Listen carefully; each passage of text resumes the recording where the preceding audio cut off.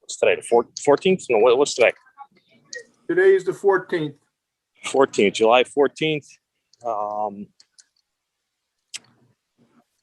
I'm sorry, I'm walking through a parking lot. I'm a little difficult. 7:05. I would like to call for everyone to stand for the Pledge of Allegiance.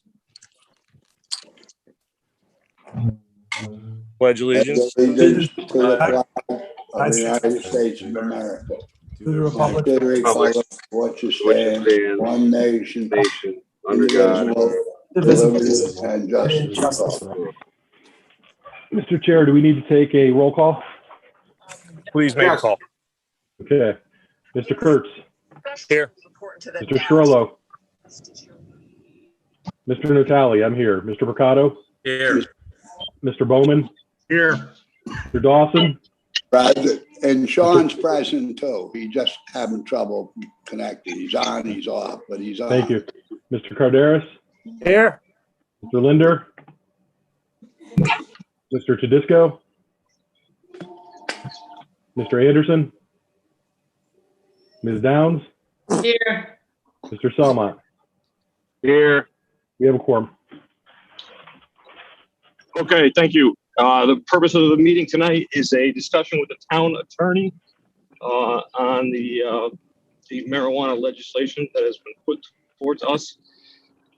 I don't know if we want to start with the town attorney giving us his explanation, or whether we go right to questions, or leave it up to you guys. I'm sorry, I'm driving in a car. So on the way home, I will join with video as soon as I get there. But if anyone wants to start, Bill, I'll leave it up to you. I think it probably makes the most sense to have Jeff give you guys a good overview. With us tonight also, EJ, is Sean Kimball.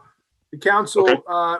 Has some responsibilities under the legislation. It probably makes sense to have the town attorney give you an overview of the legislation, its parts, what's there with the various agencies, and then open it up to questions after that. So that's what I think you should do. Sounds great to me. So without further ado, Mr.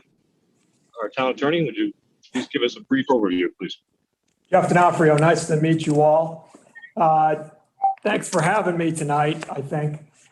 I'm going to give you a general overview of what is a 300+ page single-spaced Public Act 21-1, which is an act concerning responsible and equitable regulation of adult use cannabis.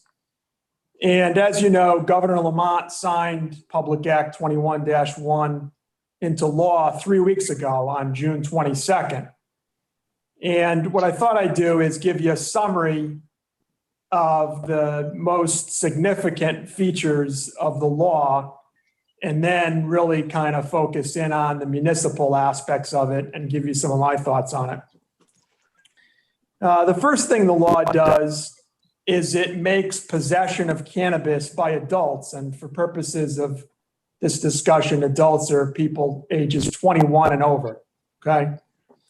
Makes possession of cannabis legal in Connecticut as of July 1, 2021. What that means is that adults can have up to 1.5 ounces of cannabis on their person and up to 5 ounces in their homes or locked in their car, truck, or glove box. Adults 21 and over, again, can gift each other cannabis within those legal limits. Retail sales of cannabis are targeted to begin in Connecticut by the second half of next year, 2022. The sale, manufacture, and cultivation of cannabis, aside from homegrown, which I'll talk about in a minute, requires a license from the state. Regulations are required, as I'll talk about in more detail, primarily from the Department of Consumer Protection, but those regulations don't exist yet.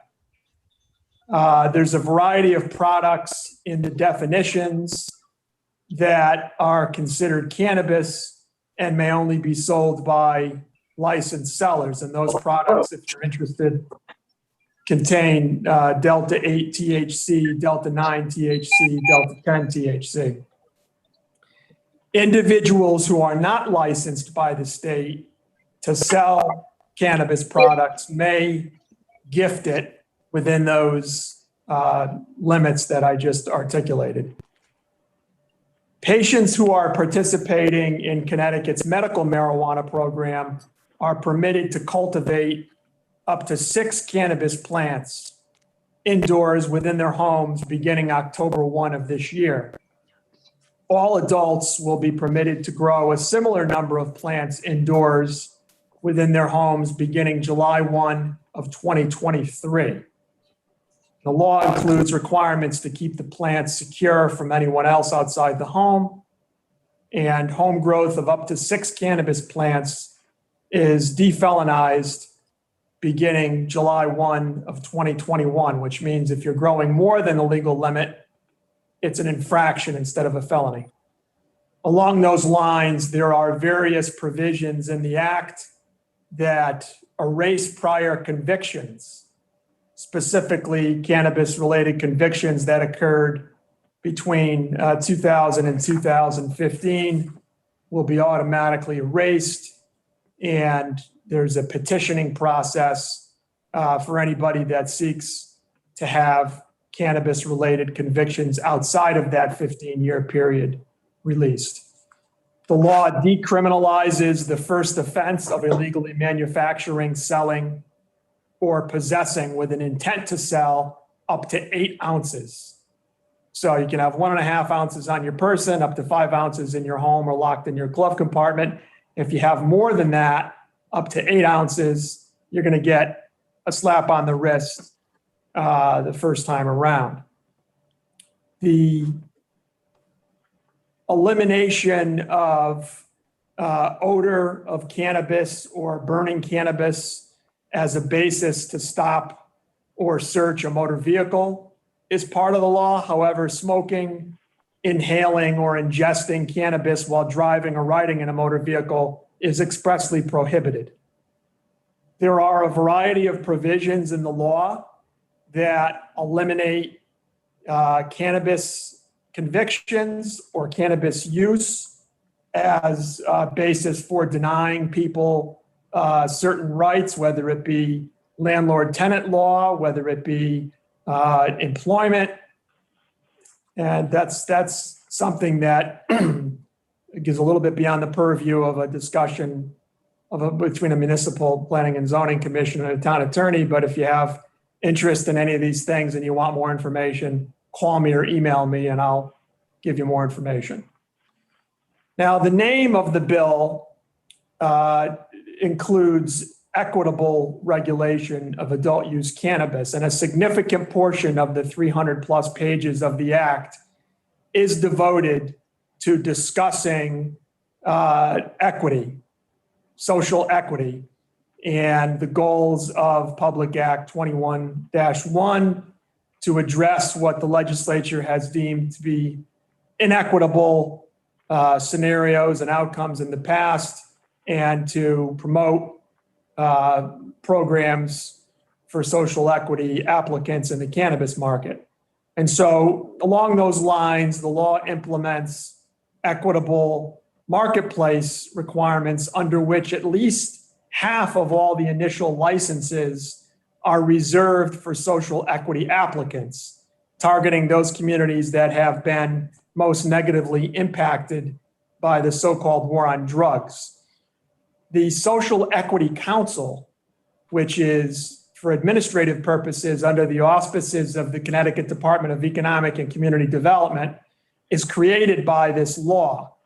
Now, the members of that council have not yet been appointed, but as I'll talk about a little bit more in a few minutes, the responsibilities of the Social Equity Council are significant. Really, the bulk of the regulatory process with respect to implementing this bill falls on Department of Consumer Protection and the Social Equity Council.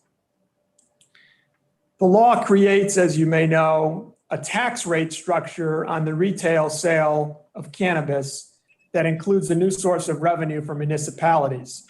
This includes a 3% municipal sales tax, which will be directed to the town where the sale occurs, a 6.35% state sales tax, and a tax based on the THC content of the product. There's also a variety of licensure and application fees, which are a source of revenue, not for the municipalities, but for the state. Portions of the revenue obtained from retail sales of cannabis will be directed to communities that the legislature determines have been most negatively impacted by the war on drugs. And again, this falls under the purview of the Social Equity Council, and funding from the account will be appropriated by the Social Equity Council to provide business capital, technical assistance for business startups and operations, workforce education, and community investments. Portions of the revenue obtained from the retail sales of cannabis will also be directed to support substance abuse and misuse prevention, treatment, education, and recovery services through the creation of what's called the Prevention and Recovery Services Fund. Connecticut's public health agencies, including DPH, DMHAS, and Department of Children and Families, DCF, will launch new programs and initiatives regarding prevention, treatment, and recovery with regard to cannabis. There are provisions that require proactive steps to prevent underage use. It's a Class A misdemeanor to sell or provide cannabis to a person under 21 years old. An individual who allows someone under 21 years old to loiter at a cannabis store will be fined on the first offense. Second offense is a Class B misdemeanor, and so on and so forth. There's a variety of restrictions, such as advertising restrictions to avoid targeting the youth, avoid targeting people under 21 years old. Advertising of cannabis is restricted within 500 feet of a school, and there's a whole laundry list of restrictions on advertising and evaluating whether or not the goal, which is 90% or more of the audience reached by the advertising, has to be 21 years or older. There's a portion of law that requires police to be trained in advanced roadside impaired driving enforcement and allows for drug recognition expert evaluation to result in license suspensions. This means that drivers who are impaired on any substance, whether cannabis or otherwise, will be more quickly taken off the roads. That's a program that's going to take some time to put together and implement in Connecticut. By January 1 of 2023, the Alcohol and Drug Policy Council with the Department of Mental Health and Addiction Services and Children and Families are required to make recommendations to the governor and the legislature on efforts to promote public health and science-based harm reduction, mitigate misuse and the risk of cannabis addiction, and report on the impact of legalization of cannabis and the impact specifically on the education, mental health, social and emotional health of those under 21. There's a portion of the legislation, as you might imagine, that's focused on safe products, product testing, lab testing, packaging, labeling, and related protections and child safe packaging and other types of protection that you would expect with this type of product. The legislation allows employees to continue to enforce drug-free workplaces and respects the need for employers to maintain workplace safety and remain in compliance with federal laws. Keep in mind that, Connecticut, as you may have read or you may know already, Connecticut's cannabis law does conflict with federal law. The Department of Justice's position thus far with regard to other states that have preceded Connecticut in legalizing cannabis is that they don't intend to prosecute the typical cannabis possession cases. But that is out there to keep in mind, that it does conflict with federal law, and there are different impacts. I won't go too deeply into it for you, but there are different impacts on people due to that federal law prohibition as a controlled substance.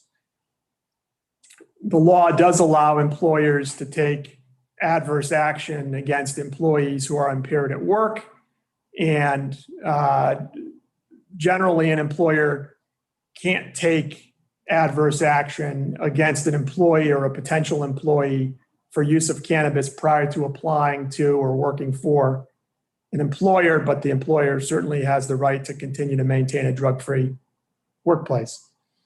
There's a number of provisions that deal with indoor air quality, cannabis and hemp smoking, and vaping of cannabis are added to areas where tobacco smoking is restricted under the Federal Clean Air Act.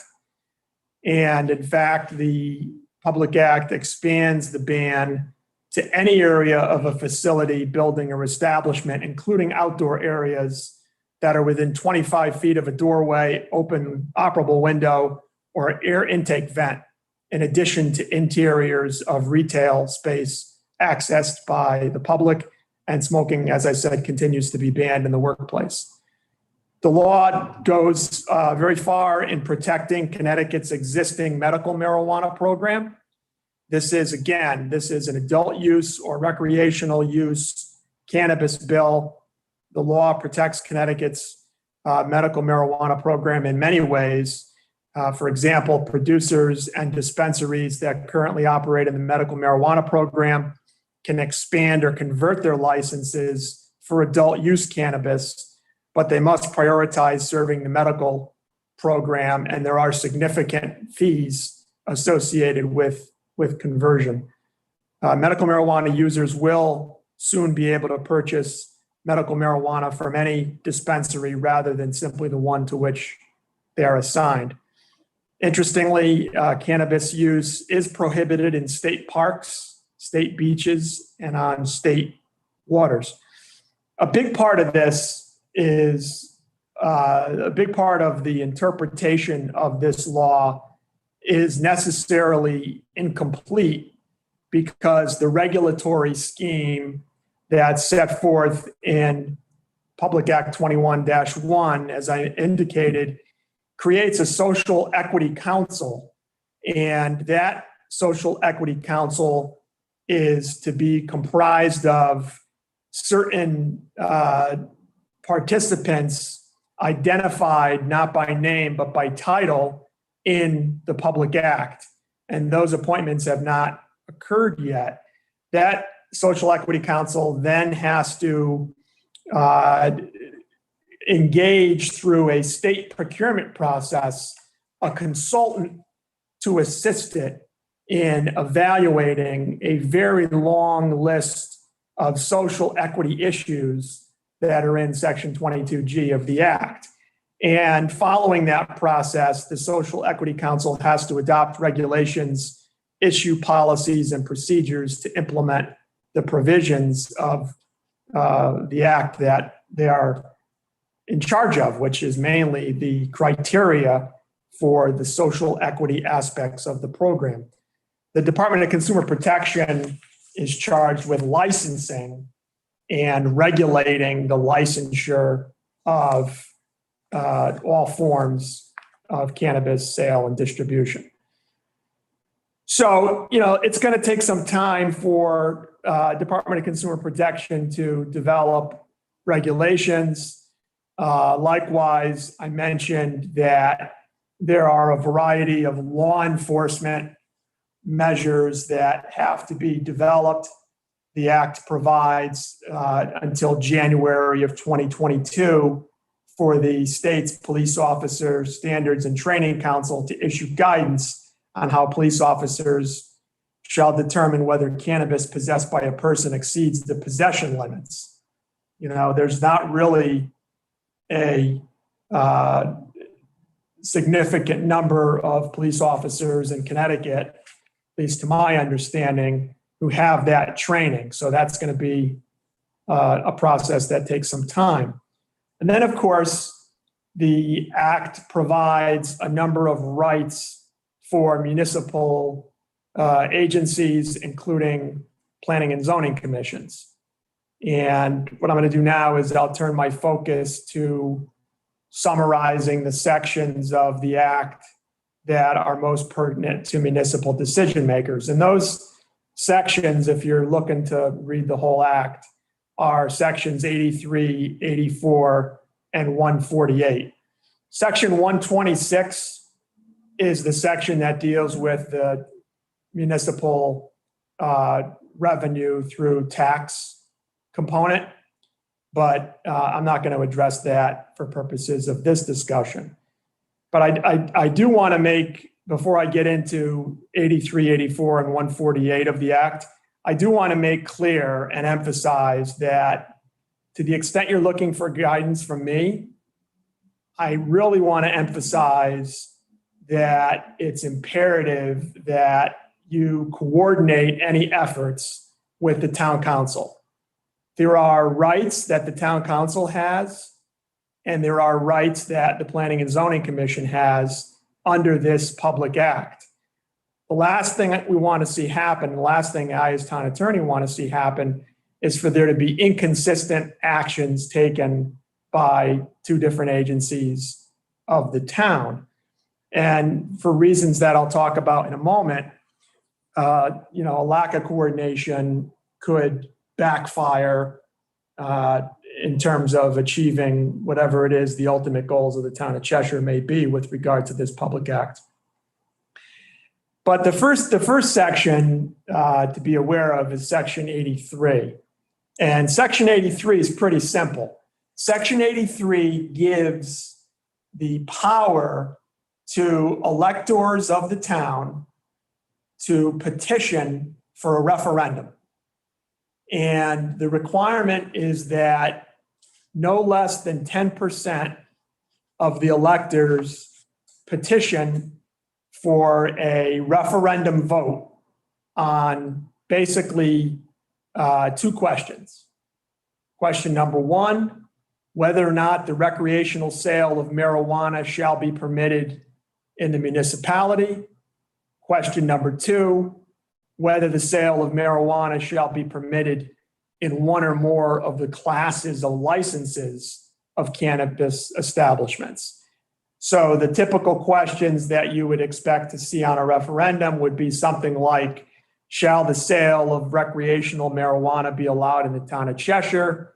Or shall the sale of cannabis under, pick a license type, be prohibited or allowed, depending on how you want to word it, in the town of Cheshire. So you could either have a referendum question that's petitioned that's yes or no on the sale of marijuana, or you could have a petition question that's based on the license type.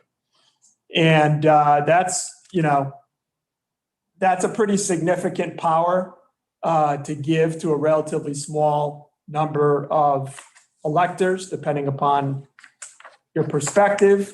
But that is a referendum power that otherwise wouldn't exist but for the specific enabling legislation in Public Act 21-1. Also within Section 83 is a provision that prohibits municipalities from prohibiting delivery of cannabis to a consumer, qualifying patient, or caregiver when delivery is made by a retailer, hybrid retailer, dispensary, delivery service, micro cultivator, or other person authorized to make such delivery pursuant to the Act. In other words, if the town of Cheshire or any other municipality were to prohibit either by ordinance or zoning regulation or in response to a referendum, prohibit establishments, retail or cultivators from opening, you would not be able to prohibit delivery of licensed providers to residents in the town. Also within Section 83, there's a provision that prevents municipalities from conditioning any official action on payment. For example, municipalities cannot negotiate or enter into a host agreement with a cannabis establishment or a person that has applied for a license to open or operate a cannabis establishment in the town. And the last provision of Section 83 is a provision that allows municipalities for up to 30 days after the opening of a retailer or a hybrid retailer to charge the necessary and reasonable costs incurred by the town for protection of public safety services in relation to the opening, up to the amount of $50,000. So if there's traffic and you have to have a traffic calming or a traffic patrolman or whatever cost, there's an opportunity to recoup some of that cost or all that cost from the licensee. The second section to be aware of is Section 84. Section 84 amends Connecticut General Statute Section 7-148. 7-148 is the municipal powers statute.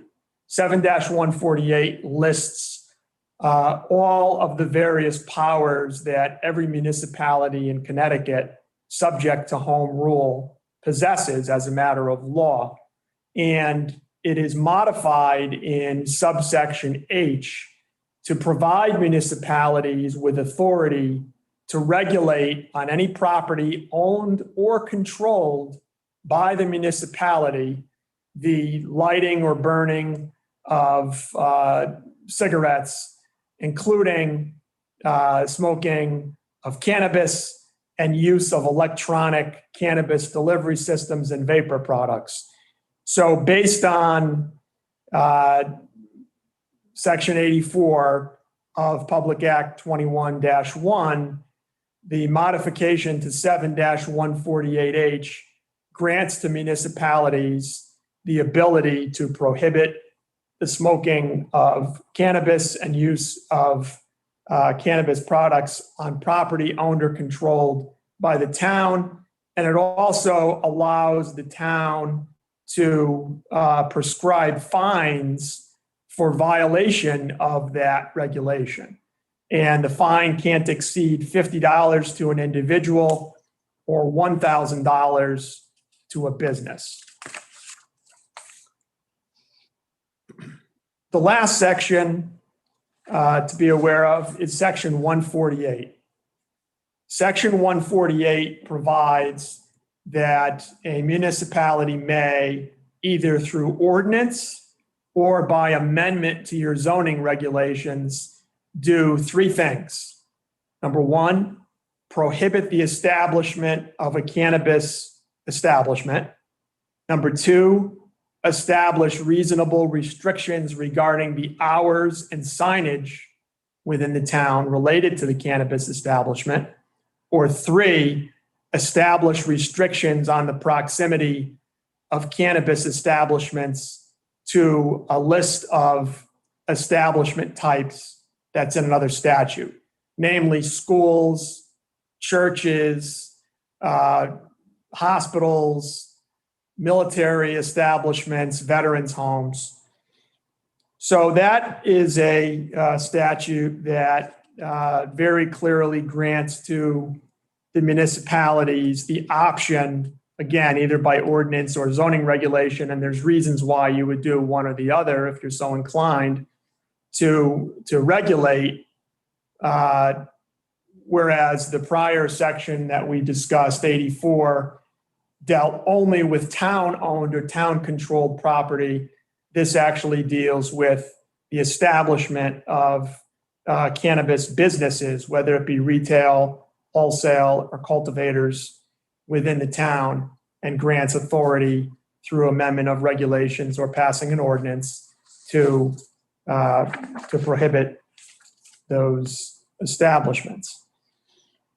My takeaway from this, we kind of knew it was coming. We kept an eye on the governor's bill, and there were unfortunately some changes to the governor's bills. And quite frankly, there's some errors in some of the sections of the bill. The final version, Senate bill, this was a governor's bill, and then it became Senate Bill 1201, and the final version that was passed in the special session had some issues in it that the governor's office needs to resolve. But obviously, we need to study it in more detail and consider what the potential effect is on Cheshire. We don't know what the state regs are going to look like when they're promulgated. And, my best advice is to coordinate with the town council, figure out what direction the town wants to go in with respect to exercising any of the rights that are provided specifically under sections 84 and 148 of the Act. And, when I said before, one of the reasons to coordinate and be careful with, and not so much be careful, but be considerate in determining what direction to go, is you run the risk of encouraging a referendum petition. And if there's restrictions or there's prohibitions that there's a consensus to pursue, then you want to give that the consideration that it deserves, because otherwise you could end up with a referendum based on 10% of the electors petitioning for a vote. And that referendum, as I said, is an up or down situation that can be used to determine whether the sale of recreational marijuana will be allowed in town. Other thoughts, there's 169 municipalities in Connecticut. Around 10% or so have adopted or are considering adopting either moratoria or prohibitions. I've been obviously keeping track on a daily basis of what different towns are doing. I've seen what Mansfield and Thomaston and Prospect, Newtown, Waterbury, Southington, Danbury, Greenwich, Middletown, a variety of towns, West Hartford. So I'm mindful of the different approaches that different towns are taking. I think it, deserves a serious evaluation and a review, both in terms of what's in the best interest of the town and also with respect to timing. Because again, there's so much that we don't know, despite the fact that we've got a 300+ page bill. A lot of it is TBD based on the Social Equity Council and Department of Consumer Protection responsibility to develop and implement regulations. And that process, if it's begun, it's only just begun because this law was just signed 3 weeks ago. So I bored you to death for about a half an hour trying to give you a summary of something that we could spend probably 3 days going through, but I'm happy to listen to what you have to say and answer any questions you have. Okay, great. Thank you, Mr. D'Onofrio, for giving us a brief overview of the regulation. The purpose of this meeting was, I believe, to have all commission members to ask questions concerning the bill. I saw Mr. Natale's hand up first and Mr. Mercado. So I'm going to turn the floor over to Mr. Natale. Okay. Bear with me for a couple minutes because I want to say something, then I want to ask a couple questions if I could. So I originated the inquiry to Mr. Kurtz and Mr. Volker regarding recreational marijuana and the bill. So that came out of some conversations I had. Mr. Mercado and I were approached by a few people. And Rob, I'm not going to speak for you, so if you want to speak after me and add for anything that I missed there. But there's concern about whether we should ban this, whether we should have a moratorium, whether it should be allowed near schools, et cetera. Everything that Mr. D'Onofrio just said, that we have to consider. So when I look at it, and I'm looking at the regulations and the ones that I sent over to Bill that he included for you guys. So the first option, prohibit them from opening. When I look at that, I think it's a little premature. Because like Mr. D'Onofrio said, we don't know what the state's coming out with. You know, with the licensing, the regulations, the police, the Department of the DCP, the errors that he indicated were made in the bill. Personally, I don't think that we should ban it yet because we don't know what we're facing. So what I had proposed in the email that I sent over to Mr. Volker and Mr. Kurtz was to come up with a moratorium and have that moratorium go into place for 60 or 90 days after the final decisions are made from the state or by the state, so we know what we're looking at. And I don't see, for me, I don't see any other way to do that. Again, I don't want to come out and ban it because we don't know what we're facing. I think a moratorium would give us the time to have the state come out with their regulations. We know that the state typically, they'll come out on June 30th and say, hey, July 1st is when this is going to go into effect, and we would be in a bind. The second thing we need to do, if we have a moratorium, is come up with some zoning regulations. We have nothing in our regulations right now that address cannabis because it's illegal. It was illegal. So we need to have something ready to go if we choose to, after the moratorium, allow it in the town. And I agree. I think the town council needs to be involved. You know, there's public property. There's different places that it's already banned, whether it's the parks or other places. We all need to be in sync on that. So I know that Mr. Mercado sent over some, draft language. Again, just a suggestion. It's pretty similar to our adult establishments and the regulations that we have in place for those. And there are some restrictions, again, not close to schools, religious, daycare, etc. And the second thing that I'd be concerned about looking at the legislation. So according to the legislation, this is one of the questions I have. In section 148, it looks like because we are a community of less than, we're a community of less than 50,000, let's say, you could have one establishment up with populations of 25,000. So we wouldn't be able to go to two because we don't hit that 50,000 mark. But in 2024, the state could come out and say, hey, you can have them everywhere, but that sells tobacco. So again, I want to make sure that we address it properly. We're considerate for all views. And I think that having a moratorium in place for 90 days I'm suggesting 90 days, but having that for 90 days after the state comes out would protect us, would protect our citizens, and would give us time to make an informed decision rather than making a knee-jerk reaction to, ban or come up with something else. So Attorney D'Onofrio, with that, what if we chose to go in that direction? What would be that process for a moratorium? Are we allowed to come up with a moratorium that doesn't have a strict deadline that says 60 or 90 days after the final guidance comes out from the state? Well, the process would be, as you know, you would have a public hearing because it involves the amendment of your zoning regulations. But in terms of the moratorium, the law in Connecticut, there's a Supreme Court case, about 40 years old, that involved a challenge to a planning and zoning commission's authority to implement a moratorium via amendment to the zoning regs. And the Connecticut Supreme Court ruled that moratoria are authorized by General Statute 8-2, which provides powers of planning and zoning commissions. But the moratorium, there's two primary requirements. It has to be limited in scope and it has to be limited in duration. So, the concern that I would have about putting, instead of a date, 60, 90, whatever days from some future event, is that it doesn't comply with the Supreme Court edict that the moratorium be limited in duration, because we don't know if those conditions precedent that we identify are ever going to be fulfilled.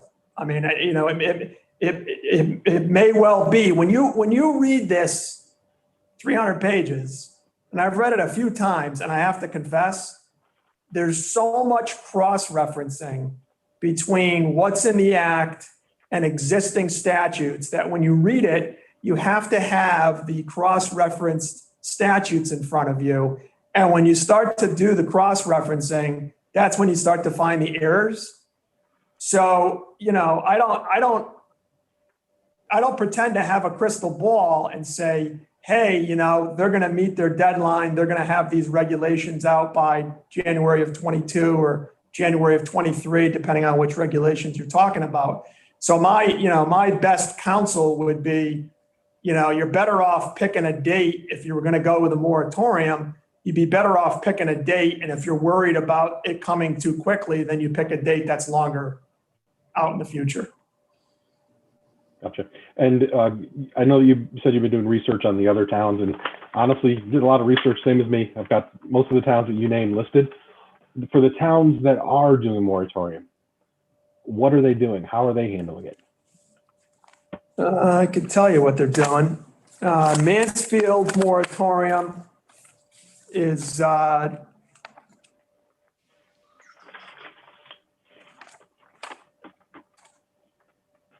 March 31, 2022. So they enacted theirs on effective June 30th.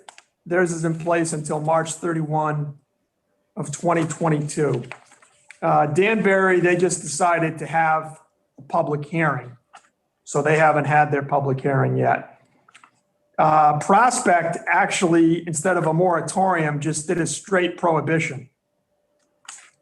They amended their zoning regs on June 16th to prohibit cannabis establishments. And they said they considered a moratorium, but they decided that a prohibition is preferable because if they need additional time to study issues after the moratorium expires, they don't want that lapse to inadvertently allow businesses to open. So that's what Prospect did. Thomaston, what is Thomaston doing?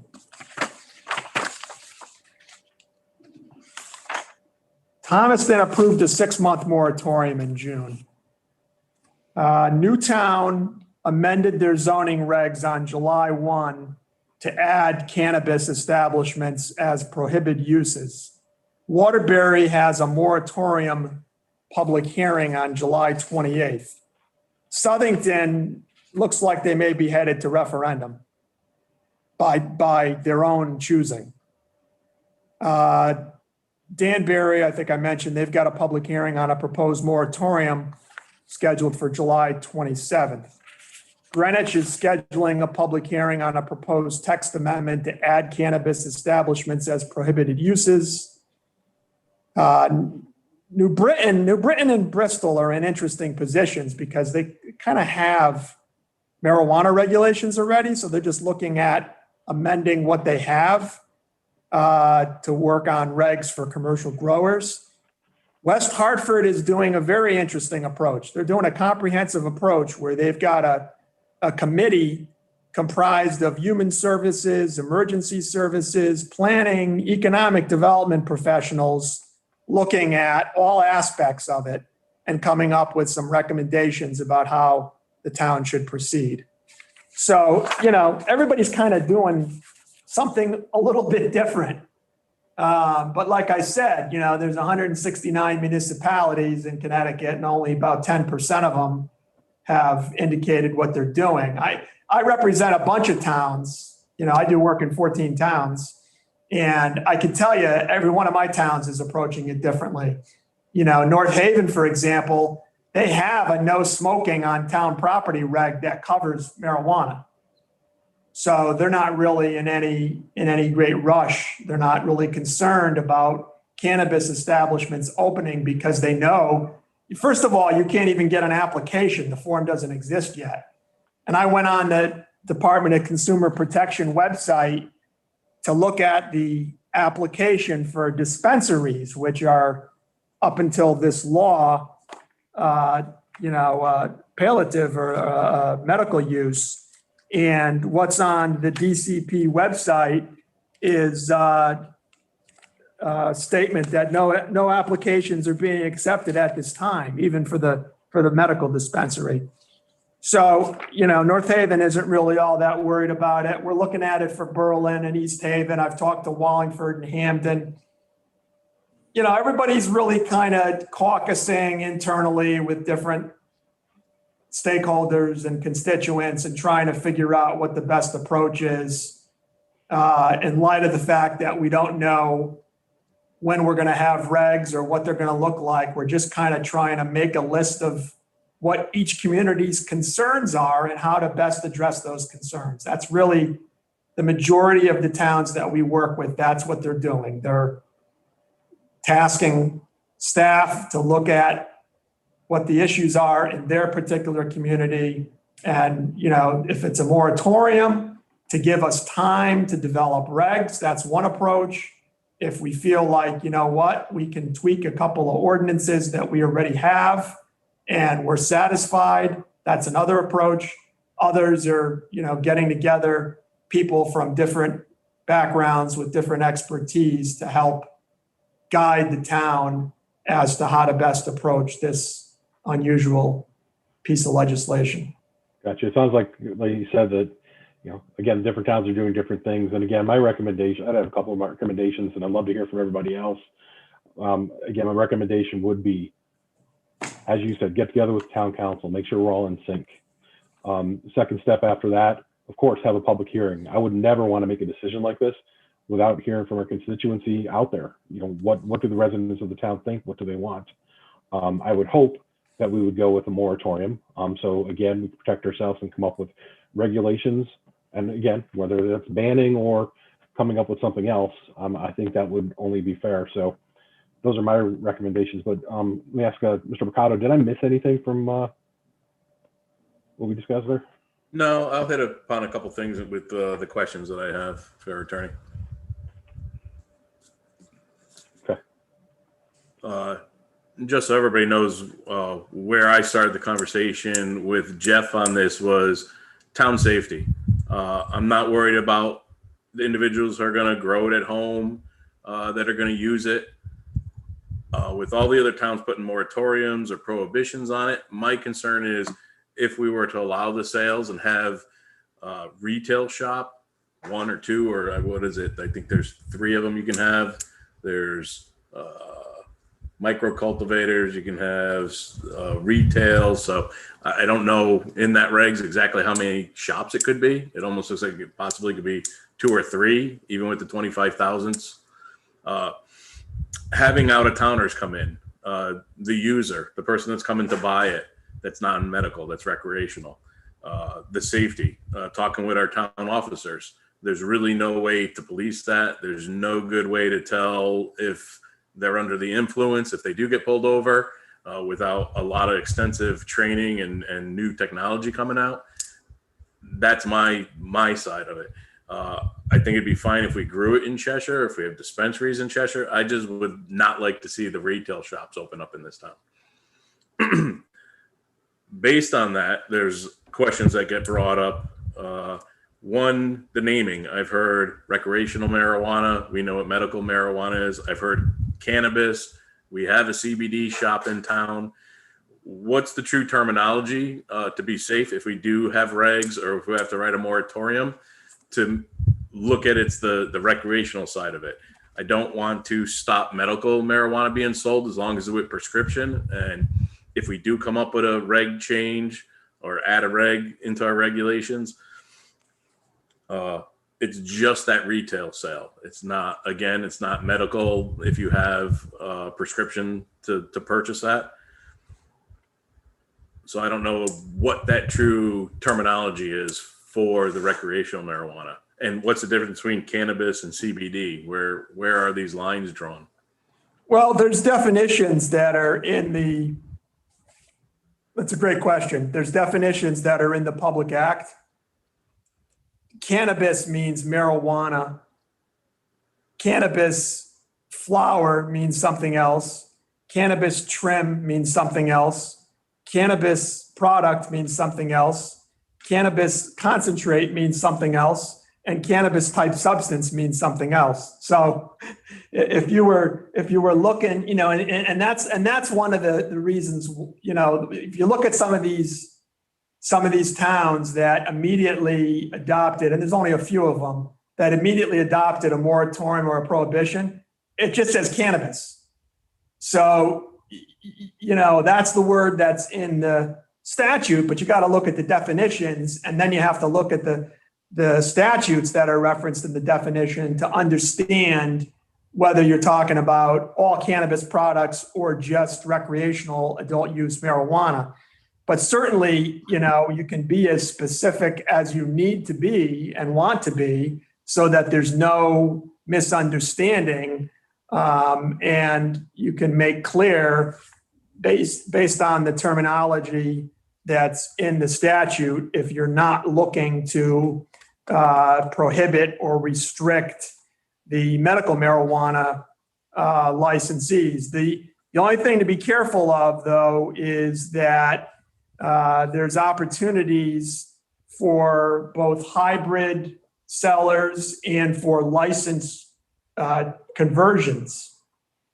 That would be my next question on the conversions. If someone converted after we have regs, does that bypass our regs? If we put a reg in for a location to schools and funeral homes, and that kind of access, and then a dispensary that's already here that's allowed converts over, are they allowed or are they not allowed because we have a reg in place? Well, again, the reg would have to be very specific that the licensed, approved distributor, seller, whatever we're talking about, cultivator, forfeits their approval if they convert to a prohibited use. It's all something that can be dealt with drafting, but there's a lot of angles to be aware of based on the depth of the public act. Is there any good, for lack of a better term, marketing that we can do, town council, planning and zoning, besides writing letters to the paper, to let our citizens know where we're coming from? If we all agree that it's just retail sales that we want to inhibit, or whatever we decide, is there proper ways so that we might deter people from just thinking we're going to prohibit it altogether? Let's go out and get our 10% petition and have a referendum. Well, it would be the notice of public hearing. If you decide that you want a moratorium and you confer with the town council and there's an approach that everybody thinks makes sense, then once you once you have a draft document, then you would be sure to make the public aware of exactly what you're looking to do in the days leading up to that public hearing, through typical communication methodology, whether it's, releasing it to the media, posting it on the town website, however you usually get the word out to people when there's an issue that you want to communicate with them about. Okay, thank you. Okay, thank you, Mr. Mercado. Mr. Gutierrez, I see a hand up on you. Yes, thank you. A couple of things. Since marijuana is in this town, it's been here, it's going to be here, and the government appears, the state wants to make it normalized, however that be through retail sales. And we will have no power to prevent delivery and people from other towns coming in and selling it here, assuming that they're properly licensed. That is something that will be, so if we prevent opening the one retail shop that we have, we are limiting our own control over the situation. And it's also been my experience that in every state that has legalized it, and usually the typical thing that's Massachusetts, Oregon, Colorado, California, they all announce legalization, and then it would take a year to do the regs to get it right. It typically takes about 2 years. They all plan on doing it one, but it getting the commission set up, setting the regs, generally takes 18 months to 2 years in other states that have done it, similar to Connecticut. And if we go too quick and limit the ability to have retail sales, then we're basically inviting other towns to have their delivery come into this town. And just doing some back of the envelope math on the local taxes, that we at a 3% tax at $50 for an eighth ounce, $400 an ounce, 500 establishments selling 500 pounds a year would produce approximately 100,000 a year in sales tax that would go directly to the town, and that has to be considered. The other thing that we have to look at is that Cheshire is a natural for cultivating and growing. We've got the greenhouses, we've got the expertise. I would imagine it would be a pretty attractive town for people who want to get in the cultivation business. And I think more than most of the other towns on the list, more than most towns in the states, that is an economic potential enhancement to the town. Comments? Mr. Bowman.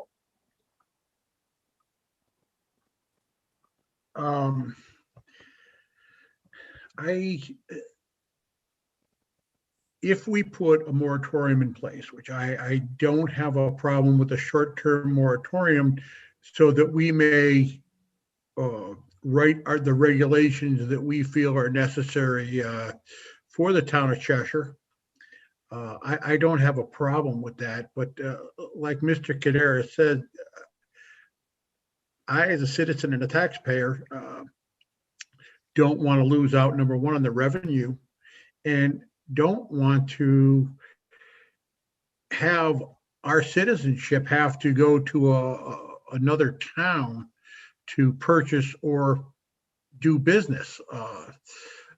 I certainly, think that there should be regulations like there is with our package stores. This is, I guess this is the 21st century, and it's legalizing alcohol in the 1930s and legalizing marijuana today. I think we have to look at the package store regulations also, and that's basically kind of what it is, I guess. I will say I've never tried it. I've never smoked it. I've never had a gummy bear, and I don't intend to. But I wouldn't want to lose out on the opportunity for taxation. This would certainly has the potential to help our social services in this town, and it is legal. I just think we need time with a moratorium to set up the regulations the way we feel would be in the benefit of the town of Cheshire. I do have one question. This is very, very hypothetical for Mr. D'Onofrio, but if we do limit it to, you can't be within 1,000 feet of whatever, a church, a park, whatever, and we do authorize this, and then because of our zoning regulations, the church could absolutely be put almost anywhere, and a church does move in there, would these people be grandfathered in? How would that work? Well, the issue would be if you've got a establishment that is lawfully cited, and then you have a church that comes to you with a site plan application that wants to be within the banned zone, the prohibition zone, then obviously you're going to make the applicant church aware of the fact that, look, we've got a regulation that prohibits cannabis establishments within 1,000 feet of a church.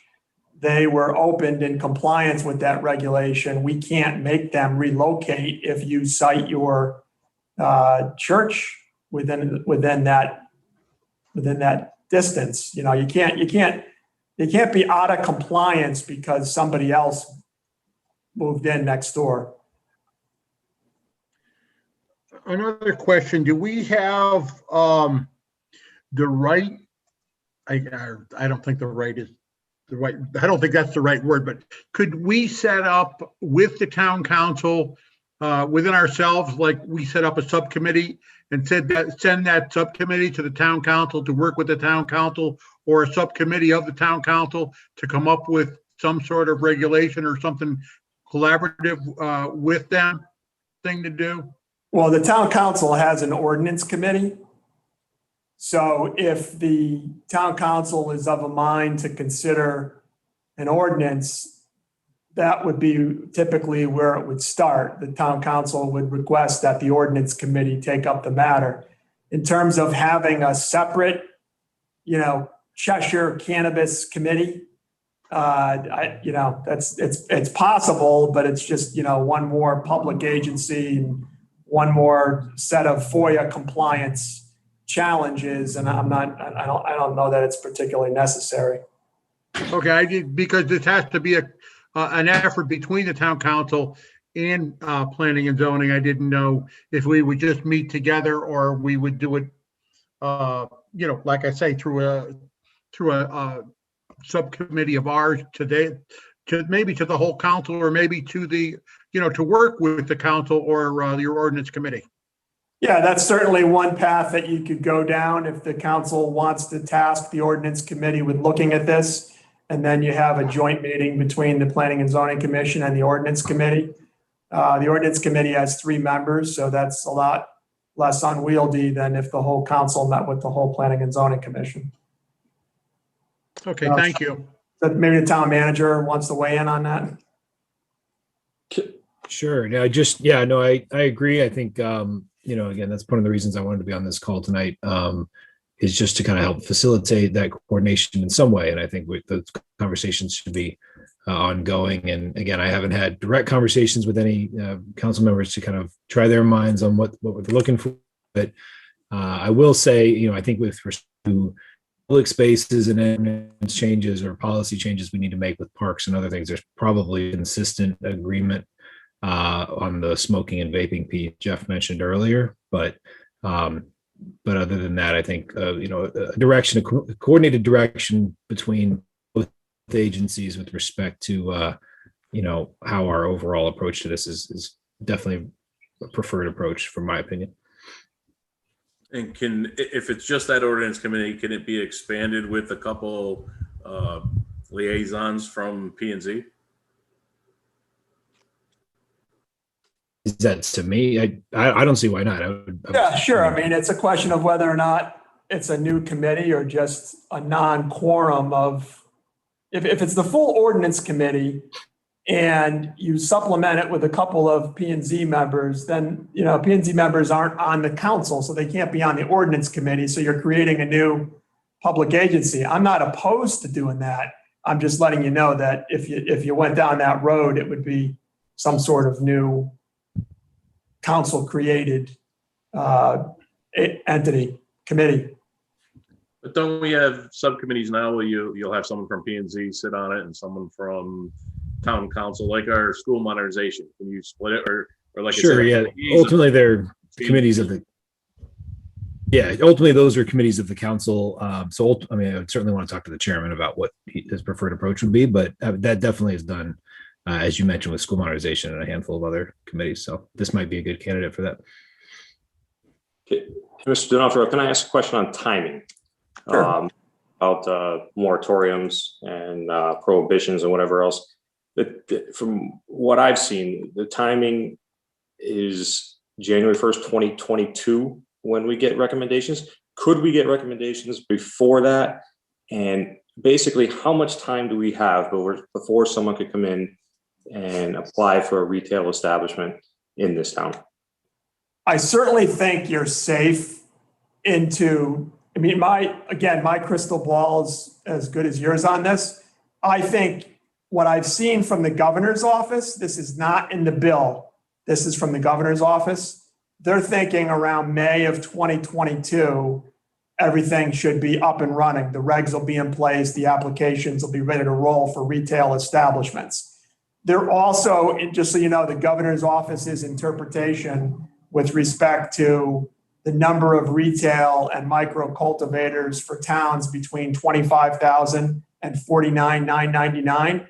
The governor's office's interpretation is 2 retail, 2 micro cultivators.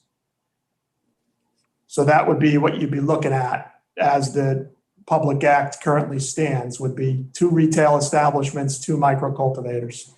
But to answer your question, I think if you really want to be safe and conservative, you would do something in calendar year 21.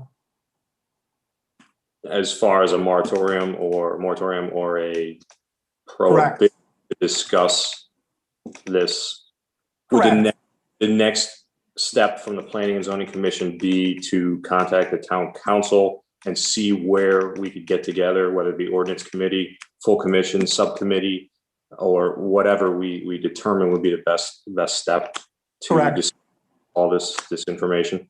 Correct. Okay. That's my suggestion. I mean, I'm only one of the 9 members here, but that sounds really good to me. Before we jump the gun on anything like moratorium or something like that, I think we all need to get together and figure out our strategy. Obviously, we have the town attorney who's right there. We can ask any opinions with that. But I feel, as a planning and zoning member, that the next step should be to work with our town manager, our town attorney, and the town council and see where we want to go forward with this.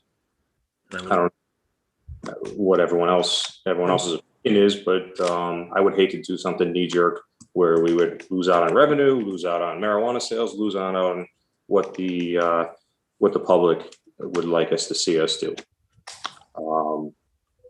So with that, I don't know if anyone has any further questions, but yes. On the deliveries, so the state's allowing deliveries within the towns. There's nothing we can do about it. How are those deliveries controlled? How do they verify the age of the purchasers? They're not driving it to some 18-year-old's house because, they signed mommy's name on it or whatnot.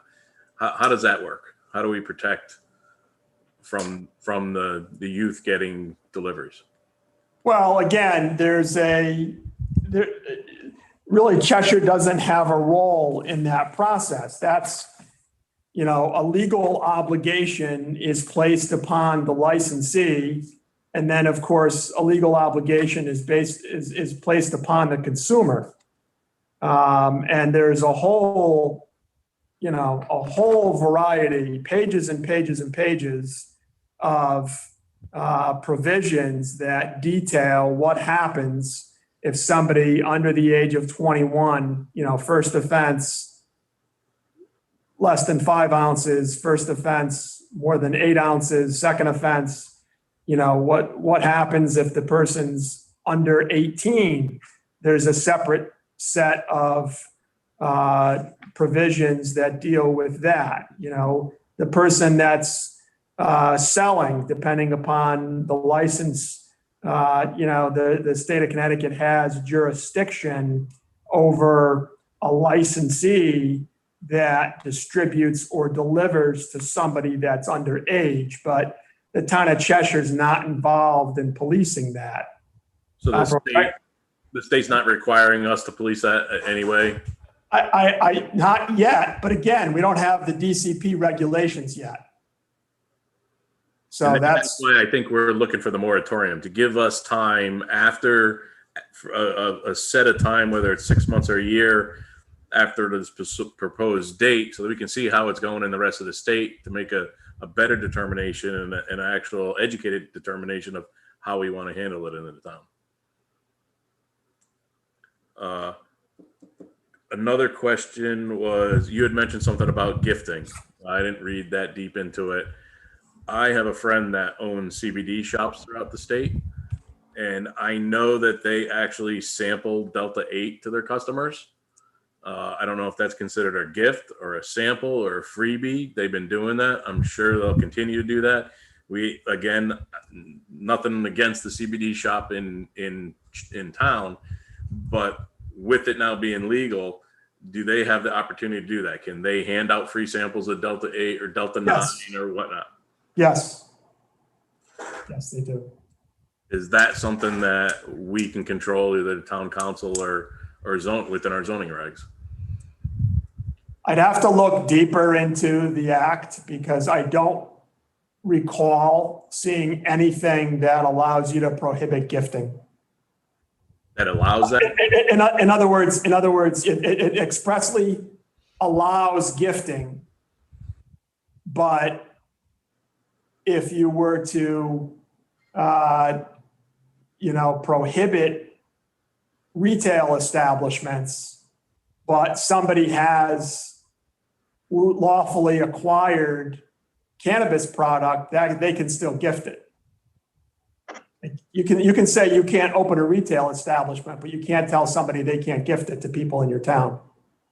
Even out of a retail establishment, like you can't be, I don't know, the little gas station on the corner, and every time you buy $200 worth of gas, they give you a joint. Yeah, I don't think so, but I that's one question that I have to confess I didn't really focus on before tonight, but I can look into it a little more deeply for you. Okay, thank you. Mr. Daris, I see a hand up, and then Yeah. go right back to Mr. One of the things that I see probably 4 or 5 times a year around the state is that somebody who's growing marijuana in a closet or part of their house with 1,500 degree sodium grow lights and starts fires because they try to have a very bright light in a small area. That's how a lot of people get arrested for cultivating. I think that's something that we need to take into consideration in regulating so that people aren't burning their houses down, growing marijuana with high intensity, high heat lamps. Want some direction from the town attorney on that. Do building permit, something along those lines, so at least it's done safely. Well, again, you've got this new provision through Public Act 21-1 that's effective July 1, 23, that allows folks, adults 21 and over, to grow up to 6 cannabis plants indoors. Right now, it's the medical marijuana patients that are allowed to do so. And in light of the fact that we now have this expansion, we certainly would expect that from a regulatory perspective, the Department of Consumer Protection would take into consideration the scenario that you just described. If they don't, then we've got to give some thought from an ordinance perspective to how we would regulate such a thing.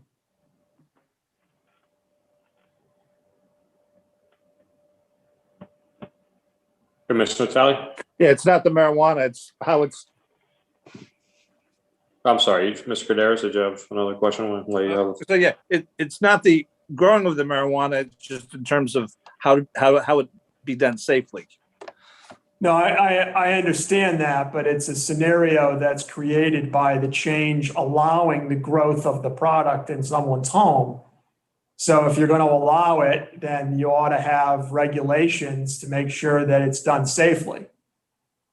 Right? So the concern is if the Department of Consumer Protection, really, if you really want to know what needs to happen here, there needs to be either through CCM or cost, municipal advocacy groups need to be aggregating the concerns of their constituent member communities and communicating with both the General Assembly, the Governor's Office, and the Commissioner of the Department of Consumer Protection with, lists of, hey, make sure your regulations cover these different scenarios.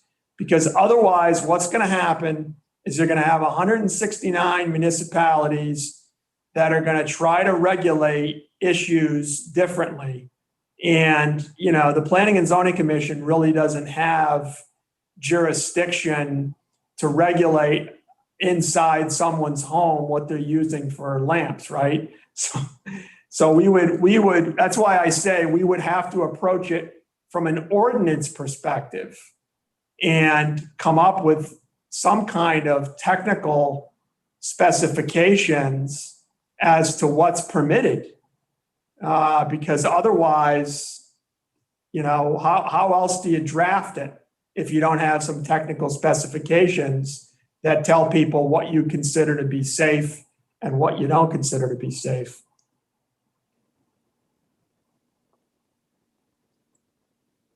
Okay, also, Mr. Kadesh? Yes. Mr. Natali?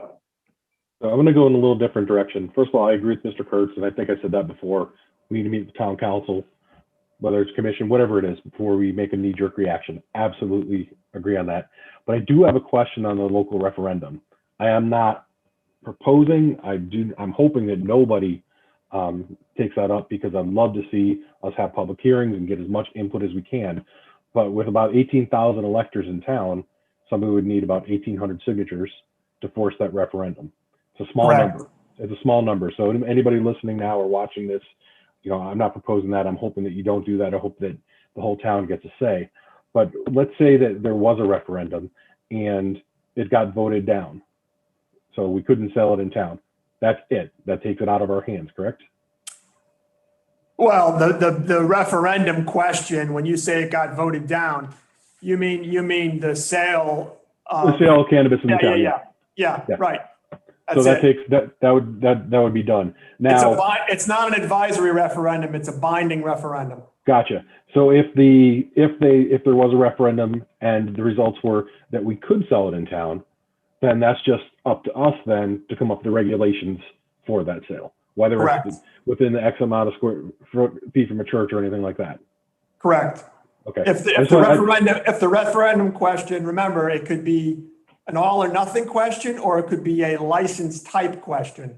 So Gotcha. if there was a license type question and there were, you know, specific types that were approved or prohibited, then it would be up to you to come up with regulations or ordinance provisions that accommodated that referendum outcome. Gotcha. Okay, that makes sense, and I'm happy with that because, you know, we're concerned about public safety and everything else that everybody else said here. So sounds like right now we're pretty much on the same page. But I think that, oh, Woody's gone. Mr. Dawson's gone, I think. Thought he had a question too. Mr. Dawson, are you out there? No longer here, guys. Okay. Okay, so I think the next step forward is for us to have a discussion with the town council and then see what their feeling is to whether we go to ordinance committee, full committee. We'll just have to leave it up to that situation. If anyone thinks that I'm wrong with that, I believe that would be the next step. And Mr. Chair, can we set a deadline on that too? Because I know that we're sitting here saying, well, we're going to talk to the town council. And again, I agree with that. But can we say we're going to do it by September 15th or September 30th? So, you know, we get to December and we didn't have that meeting yet. If I may, on that point, you should request that from them, Jeff, because it's really up to them when they're going to meet with you, depending on where their agenda is. So you should actually make a formal request that you would like to meet with them by a specific date. Okay, and that request, I take it, would come from the chair? Well, yeah, you can put a motion on the floor and it would come Okay. through you. Well, Okay. we have a quorum here. Yeah. We have 1, 2, 3. Well, it's not on the agenda. It's not on the agenda anyway, but yeah, you can make that request to the chair informally, EJ. So Okay. And that's what you should do, Jeff, I'll because it's up to them, you know, Yeah. when they'll meet with you. So, Okay. Well, I just want to make sure that it's not a long period of time. I want to address it, come up with something, be able to go out to the town, say, here's what we're looking at. okay. I'm with you. So what I hear correctly, Bill, is I don't need to get a motion from the, no, you don't. And you know, Sean was here a little while ago and Ed is here now. I know he's going to carry what he heard tonight to the council. I know he will. He'll be talking to leadership about it soon. He will. this is So we're gonna sweep under the rug, Jeff. We're gonna get right on. Thank you. Okay. Anyone else with any questions? Mr. Bowman, You're on mute, Matt. you're on mute. That's all right. Just, I'm trying to get it unmuted. Thank you. Is this something we should have Bill start looking into, or could we get copies of our regulations on liquor stores? First of all, Matt, there's no regulations about separation of package stores, none whatsoever.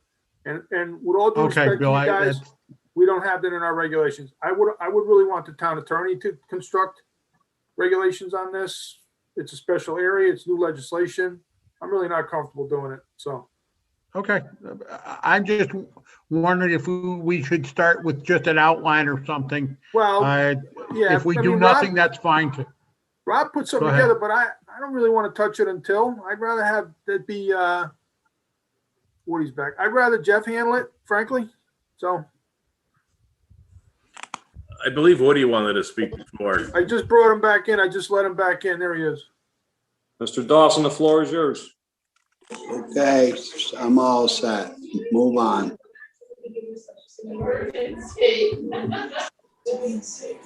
I'm all set. Okay, Hey, Woody. Woody. Thank you. Okay.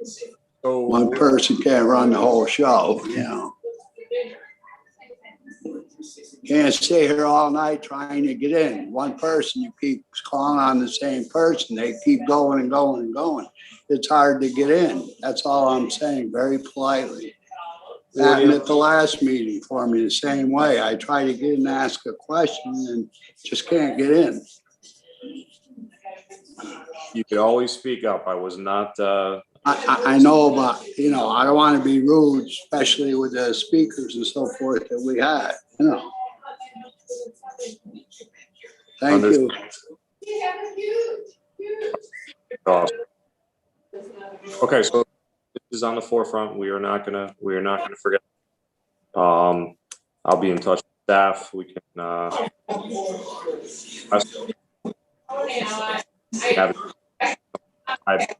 there's a great we will make our formal request. With that, here's some Motion to adjourn. hey, Mr. Mercado, motion adjourned. Do we have a second? Second. Second. Thanks, folks. Thank you. Have a good one. Have a good night. Thank you. You're welcome. Thank you, Jeff. Good night, everybody.